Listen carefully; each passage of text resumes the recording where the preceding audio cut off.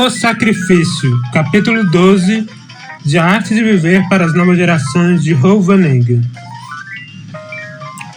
Quando a força e a mentira fracassam em quebrar o homem e em domesticá-lo, é aplicada a sedução. Quais são os métodos de sedução do poder? A coação interiorizada, que assegura uma boa consciência baseada na mentira. O masoquismo do cidadão honesto. Foi de fato necessário chamar de desprendimento ao que não passava de castração, pintar com as cores da liberdade a escolha entre várias formas de servidão. O sentimento do dever cumprido faz de cada um o respeitável carrasco de si próprio. Mostrei em banalidades básicas como a dialética do senhor e do escravo implicava que o sacrifício mítico do senhor englobasse o sacrifício real do escravo, sacrificando espiritualmente o seu poder real ao interesse geral, enquanto o escravo sacrifica materialmente a sua vida real a um poder que ele só aparentemente partilha. A rede de aparência generalizada ou, se preferir, a mentira essencial, exigida inicialmente pelo movimento de apropriação privada, a apropriação das coisas pela apropriação dos seres, é um aspecto intrínseco à dialética do sacrifício e fundamenta, assim, a famosa separação. O erro dos filósofos foi construir uma ontologia e uma ideia de homem eterno, imutável, com base em algo que não passava de um acidente social, uma necessidade contingente. A história se esforça para liquidar a apropriação privada desde que ela deixou de responder às condições que lhe deram origem. Mas o erro, mantido metafisicamente pelos filósofos, age em proveito dos senhores, da eterna minoria dominante. A decadência do sacrifício se confunde com a do mito. O pensamento burguês revela a materialidade do mito, desacralizando-o e fragmentando. Entretanto, não liquida, já que isso significaria para a burguesia deixar de explorar, ou seja, deixar de ser. O espetáculo fragmentário não passa de uma fase da decomposição do mito, uma decomposição que hoje acelera a ditadura do consumo. Do mesmo modo, o velho sacrifício dom, ligado às forças cósmicas, acabou minguando em um sacrifício troca, tabelado segundo a tarifa da Previdência Social e das leis democráticas. Aliás, o sacrifício atrai cada vez menos devotos, do mesmo modo que cada vez menos seduz o lamentável show de ideologias. O fato é que as pequenas masturbações privadas são um fraco substituto da grande orgia da salvação eterna. Não se compensa a esperança, embora insana, na eternidade, com a expectativa de uma promoção. Nossos únicos deuses são os heróis da pátria, os heróis do trabalho, os heróis do esporte, os heróis do pensamento fragmentado. A glória dos grandes se quebrou. Não importa. O fim próximo de um mal nunca me consolará de ter de suportá-lo agora. A virtude do sacrifício é elogiada em toda parte. Aos padres vermelhos unem-se os burocratas ecumênicos. Vodka misturada com água benta. Entre os dentes, já não trazemos a faca, mas a baba de Cristo. Sacrificai-vos com alegria, meus irmãos, pela causa, pela ordem, pela revolução, pelo partido, pela unidade, pelo feijão com arroz.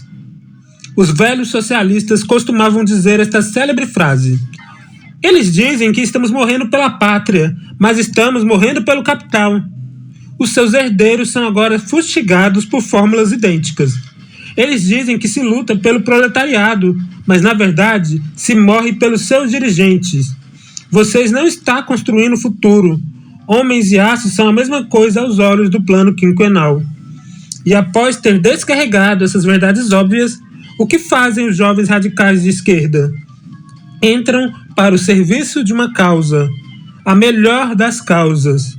O tempo que têm para a atividade criativa, eles desperdiçam entregando panfletos, colando cartazes, participando de manifestações públicas ou incomodando político com perguntas.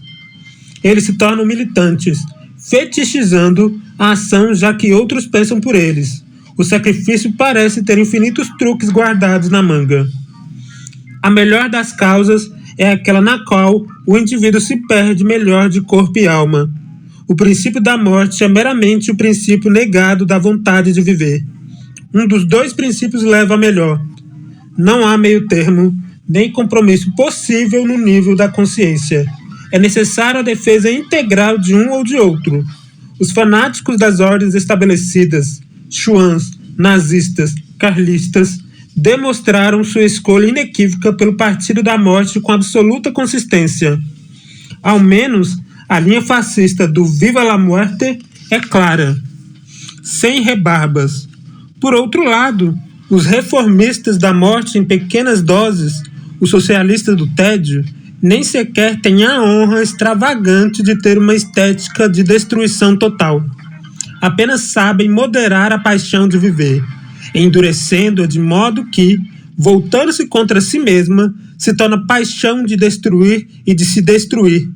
Eles são adversários dos campos de concentração, mas somente em nome da moderação, em nome do poder moderado, em nome da morte moderada.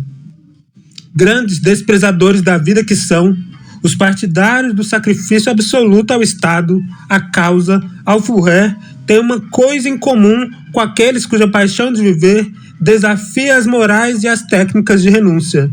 Embora antagônicos, ambos têm um sentido identicamente aguçado da festa.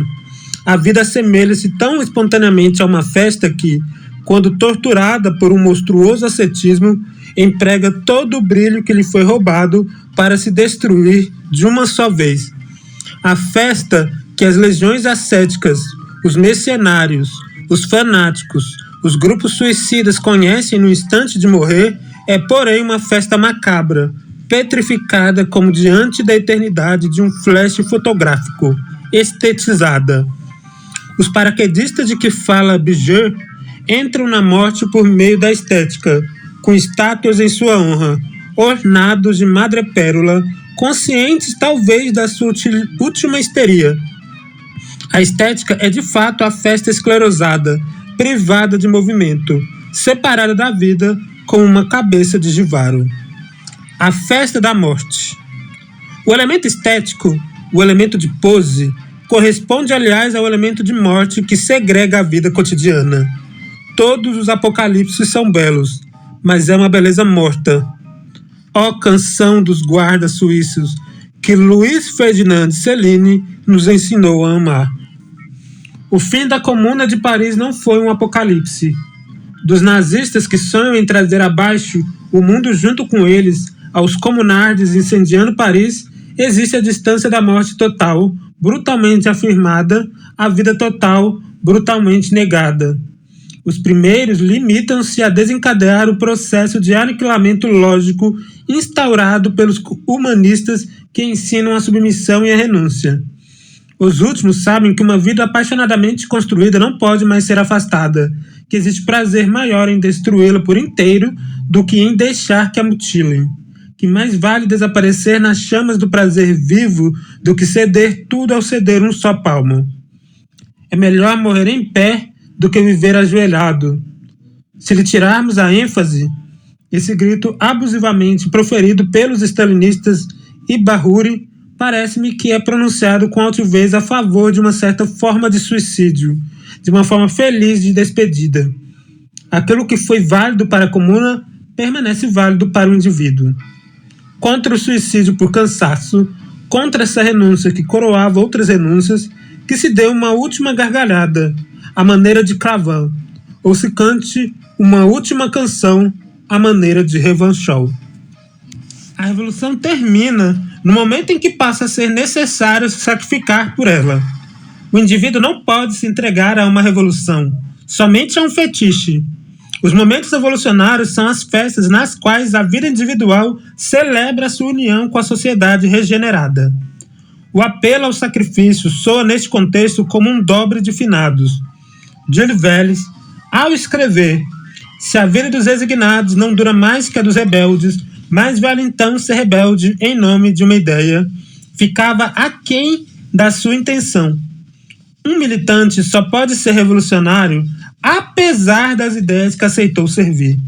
O verdadeiro Velles que combateu pela comuna, é antes de tudo essa criança e depois esse jovem que num longo domingo recupera as infinitas semanas do passado. A ideologia é a lápide do túmulo do rebelde. Ela quer impedi-lo de ressuscitar. Quando o rebelde começa a acreditar que luta por um bem superior, o princípio autoritário ganha impulso. Nunca faltaram razões à humanidade para renunciar ao humano. De fato, algumas pessoas possuem um verdadeiro reflexo de submissão, um medo irracional da liberdade, um masoquismo visível em toda parte da vida cotidiana. Com que amarga facilidade se abandona um desejo, uma paixão, a parte essencial de si. Com que passividade, com que inércia se aceita viver por uma coisa qualquer, agir por qualquer coisa, com a palavra coisa arrastando por toda parte o seu peso morto. Uma vez que é difícil ser si mesmo, abdica-se o mais rápido possível ao primeiro pretexto, o amor pelos filhos, pela leitura, pela alcachofra. Nosso desejo de cura apaga-se sob tal generalidade abstrata da doença. Contudo, também o reflexo de liberdade sabe abrir caminho através dos pretextos. Em uma greve por aumento salarial ou em um motim, não vemos o espírito festivo despertar e tomar consistência? No momento em que escrevo, milhares de trabalhadores paralisam o trabalho ou pegam em armas, obedecendo a palavras de ordem ou a um princípio. Mas, na verdade, lá no fundo, eles agem em resposta ao seu desejo apaixonado de mudar o emprego de suas vidas. Transformar o mundo e reivindicar a vida é a palavra de ordem efetiva dos movimentos insurrecionais. Essa reivindicação não é criada por nenhum teórico. Em seu lugar, ela funda por si só a criação poética. A revolução se faz todos os dias, apesar dos especialistas da revolução e em oposição a eles. Uma revolução sem nome, como tudo aquilo que pertence à experiência vivida. Ela prepara, na clandestinidade cotidiana dos gestos e dos sonhos, a sua coerência explosiva. Nenhum problema é tão importante para mim quanto aquele que é colocado todo dia pela dificuldade de inventar uma paixão, de realizar um desejo, de construir um sonho da forma espontânea, como durante a noite ele é construído na minha mente enquanto durmo. Os meus gestos inacabados é que me perseguem, e não o futuro da raça humana, nem o estado do mundo no ano de 2030, nem as hipotéticas possibilidades, nem as abstrações sinuosas dos futurologistas. Se escrevo, não é, como se costuma dizer, para os outros. Não pretendo exorcizar o fantasma dos outros. Vou ligando as palavras ponta a ponta para sair do isolamento, de onde os outros terão de me puxar. Escrevo por impaciência e com impaciência, para viver sem tempo morto. O que as outras pessoas dizem só me interessa na medida em que me diga respeito. Elas precisam de mim para que se salvem, assim como eu preciso delas para que eu me salve. O nosso projeto é comum, mas está fora de questão que o projeto do homem total esteja ligado à redução da individualidade. Não existe castração maior ou menor. A violência apocalíptica da nova geração, o seu desprezo pelos bens intercambiáveis expostos nas prateleiras dos supermercados da cultura, da arte, da ideologia, é uma confirmação concreta de que a realização individual será obra de cada um por si, compreendido em termos coletivos, e acima de tudo de modo radical. Na altura de um texto em que as pessoas costumavam procurar explicações, quero de agora em diante que elas encontrem o ajuste de contas. Recusar o sacrifício é recusar a contrapartida. Nada existe no universo das coisas, redutíveis a dinheiro ou não, que possa ser tratado como equivalente ao ser humano. O indivíduo é irredutível. Ele muda, mas não se troca. Ora, basta passar os olhos sobre os movimentos de reforma social para nos convencermos de que eles nunca reivindicaram mais do que o saneamento da troca e do sacrifício, fazendo disso ponto de honra para humanizar o desumano e torná-lo sedutor. Todas as vezes que o escravo torna a sua escravidão suportável, ele está voando em socorro do Senhor. O caminho para o socialismo consiste nisto. Quanto mais as relações sórdidas de reificação prendem os homens, mais se exacerba a tendência dos humanitários de mutilar com igualdade. E com a incessante degradação da virtude de abnegação e do devotamento, gerando uma tendência à recusa radical, alguns sociólogos, esses cães de guarda da sociedade moderna, têm exaltado uma forma mais sutil de sacrifício: a arte. As grandes religiões souberam transformar a miserável vida terrestre em uma espera voluptuosa. O vale de lágrimas desaguava na vida eterna em Deus. A arte, segundo a concepção burguesa, assume melhor que Deus o privilégio de conferir a glória eterna. A arte na vida e em Deus. Dos regimes unitários, a estatuária egípcia, a arte negra, sucede uma arte complementar da vida, uma arte que preenche a ausência de Deus. Século IV grego, Horácio, Rosende, Malherbe, os românticos. Os construtores de catedrais preocupavam-se tão pouco quanto Sade em passar para a posteridade. Garantiam sua salvação em Deus como Sade nele próprio, não a sua conservação nos museus da história. Trabalhavam para um estado supremo de ser, não para que seu trabalho sobrevivesse no tempo ou para a admiração dos séculos que viriam. A história é o paraíso terrestre da ideia burguesa de transcendência. A ele se chega não pela mercadoria, mas por uma aparente gratuidade. Pelo sacrifício da chamada obra de arte, por aquilo que escapa à necessidade imediata de aumentar o capital. O filantropo faz boas ações, o patriota produz heroísmo, o militar constrói a vitória, o poeta ou o acadêmico produz obra literária ou científica. Mas a expressão fazer uma obra de arte é em si mesma ambígua, já que ela inclui tanto a experiência vivida do artista quanto o abandono dessa experiência em favor de uma abstração da substância criadora, a forma estética. Assim, o artista sacrifica a intensidade vivida, o momento da criação, em favor da duração daquilo que ele cria, da recordação imperecível do seu nome, da sua entrada na glória fúnebre dos museus. Não é, contudo, a vontade de fazer uma obra duradoura que o impede de criar o momento imperecível da vida? Na verdade, exceto no caso da arte acadêmica, o artista não sucumbe integralmente à recuperação estética. Sacrificando a sua experiência vivida pela bela aparência, o artista, e qualquer um que tenta viver é um artista, obedece também ao desejo de aumentar a sua parte de sonhos no mundo objetivo dos outros homens. Nesse sentido, ele atribui à coisa criada a missão de completar a sua própria realização individual na coletividade. Nesse sentido, a criatividade é, por essência, revolucionária. A função do espetáculo ideológico, artístico ou cultural consiste em transformar os lobos da espontaneidade em pastores do saber e da beleza. As ontologias literárias estão repletas de textos de agitação, os museus de apelos insurrecionais. A história conserva-os tão bem nos trilhos da perpetuação que não podemos nem vê-los nem ouvi-los. E é nesse campo que a sociedade de consumo efetua uma tarefa salutar de dissolução. Já não existe estética que, sob a ditadura do consumo, não desapareça antes de ter produzido as suas obras-primas. O enterro prematuro é a lei do consumismo. A imperfeição é a pré-condição de uma obsolescência programada.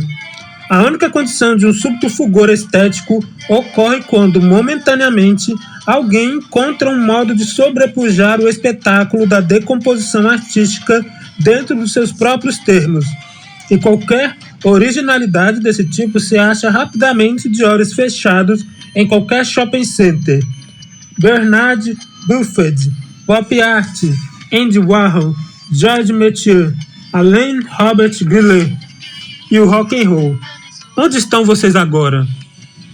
É tão ridículo falar na perenidade de uma obra como nos valores do eterno da Achille.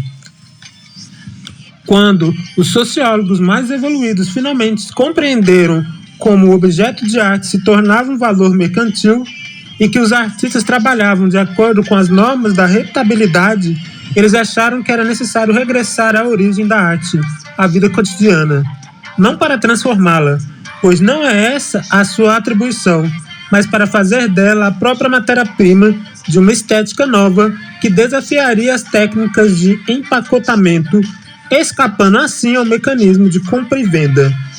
Como se não existisse uma maneira de consumir imediatamente. Sabe-se o resultado, sociodramas e happenings, que supostamente provocam a participação espontânea dos espectadores. No entanto, os espectadores só participam de fato da estética do nada. No modo do espetáculo, só o vazio da vida cotidiana é passível de expressão.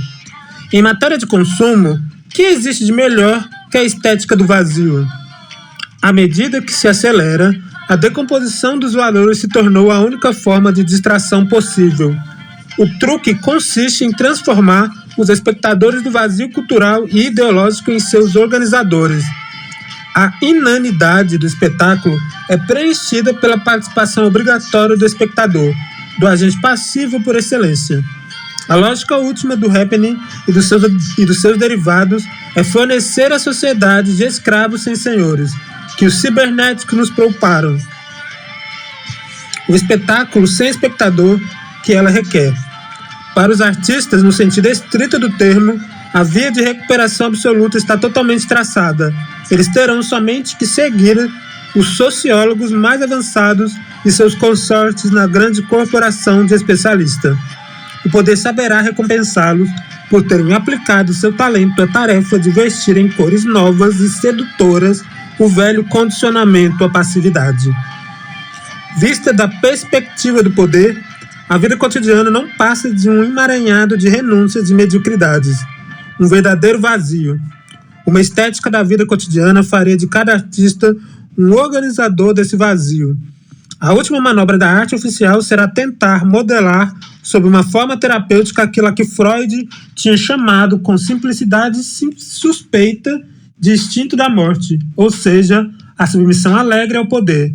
Sempre que a vontade de viver não emana espontaneamente da poesia individual, estende-se a sombra do sapo crucificado de Nazaré.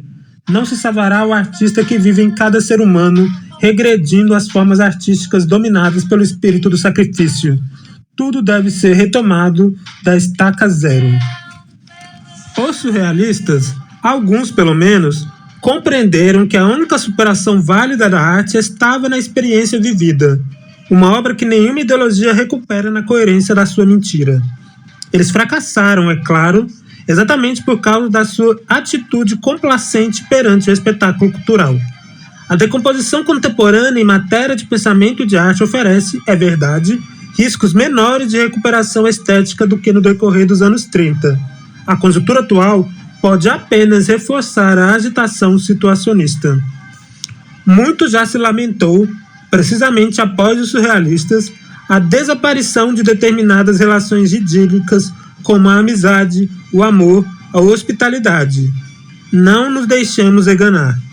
A nostalgia de virtudes mais humanas do passado limita-se a obedecer à necessidade futura de avivar a noção de sacrifício, demasiado contestada. De agora em diante, já não pode haver nem amizade, nem amor, nem hospitalidade, nem solidariedade, onde existir a abnegação, sob pena de reforçar a sedução do desumano. Brecht exprime isso com perfeição na seguinte anedota. Como exemplo da maneira apropriada de servir aos amigos, o Sr. K, entretendo seus ouvintes, contava esta história. 3 jovens foram à casa de um velho árabe e lhe disseram: "O nosso pai morreu, deixou-nos 17 camelos e no testamento dispõe que o mais velho fique com a metade, o segundo com um terço e o mais novo com o nono. Não conseguimos chegar a um acordo a respeito da partilha. Cabe a ti tomar a decisão." O árabe refletiu e disse: "Verifico que, para poder fazer a partilha, Vos falta um camelo. Tenho o meu. É o único que tenho, mas está à vossa disposição. Fiquem com ele. Façam a partilha e me tragam apenas aquilo que vos sobrar. Eles lhes agradeceram por esse serviço de amigo. Levaram o camelo e partilharam os 18 animais. O mais velho recebeu metade, ou seja, 9. O segundo, 1/3, ou seja, 6. E o mais novo, 1/9, ou seja, 2. Com espanto, quando separaram seus camelos, sobrou um. Devolveram-no ao velho amigo, renovando os agradecimentos. O Sr. K. dizia que essa forma de servir como amigo era boa, porque não exigia o sacrifício de ninguém. O exemplo merece ser alargado ao conjunto da vida cotidiana com a força de um princípio indiscutível. Não se trata de escolher a arte do sacrifício como oposta ao sacrifício da arte, mas sim o fim do sacrifício como arte. O triunfo de uma arte de viver, da construção de situações autenticamente vividas, está presente em toda parte como potencialidade, e em toda parte desnaturada pelas falsificações do que é humano. O sacrifício do presente será talvez o último estágio de um rito que mutilou o homem desde as origens. Cada minuto se esboroa em retalhos de passado e de futuro. Exceto talvez no orgasmo, nunca nos entregamos àquilo que fazemos. Nosso presente é ocupado por aquilo que vamos fazer e aquilo que acabamos de fazer, fazendo ter sempre a marca do desprazer. Na história coletiva, assim como na história individual, o culto do passado e o culto do futuro são igualmente reacionários. Tudo que se deve construir deve ser construído no presente. De acordo com uma crença popular, um homem afogado revê no momento da sua morte todo o filme de sua vida. Tenho certeza de que existem intensos flashes de lucidez que destilam e refazem a nossa vida inteira. Futuro e passado são peões dóceis da história que apenas cobram o sacrifício do presente. Não quero trocar nada, nem por uma coisa, nem pelo passado, nem pelo futuro. Quero viver intensamente, para mim, agarrando cada prazer firmemente e na consciência de que aquilo que vale radicalmente para mim, vale para todos. E, acima de tudo, eu promoveria esse lema: haja como se não houvesse amanhã.